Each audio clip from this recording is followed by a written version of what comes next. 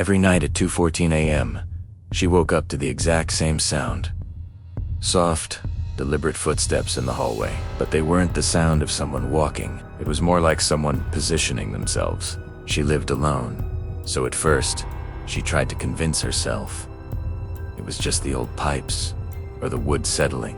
But the sound had a rhythm to it, a pause, a shift, then a soft scrape, like something heavy adjusting its weight. And every single night, it stopped in the exact same place, just outside her bedroom door. She spent days telling herself it was nothing, that her mind was playing tricks on her. But the nightly ritual continued, chipping away at her sanity. One night, fueled by a mix of terror and frustration, she got brave. She crept out of bed, her heart pounding against her ribs, and peered through the peephole. The hallway was dark, but through the distorted lens, she noticed something strange. There was a faint outline of a shape in the shadows, unnaturally tall and bent, as if it didn't quite fit standing upright in the narrow space.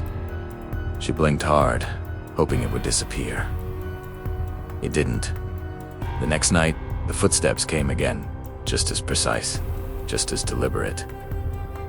She checked the peephole once more. The shape was closer to her door now, and this time she could see it breathing a slow, patient rise and fall that felt almost excited. By the fourth night, it wasn't standing in the hallway anymore. It was crouched low to the floor, its head tilted upward toward her peephole. She could just make out one impossibly long, thin finger tapping the wood near the bottom hinge. Tapping like it was counting the screws one by one. The fifth and sixth nights were the same.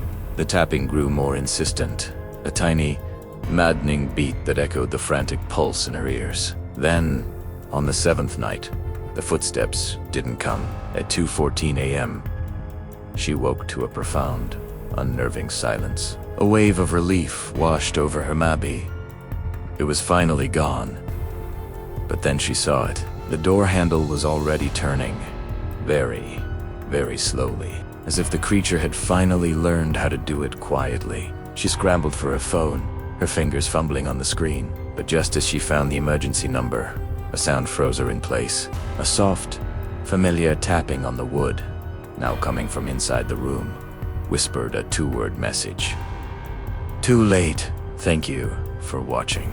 If you enjoyed this story, don't forget to like, subscribe, and turn on notifications so you don't miss our next video.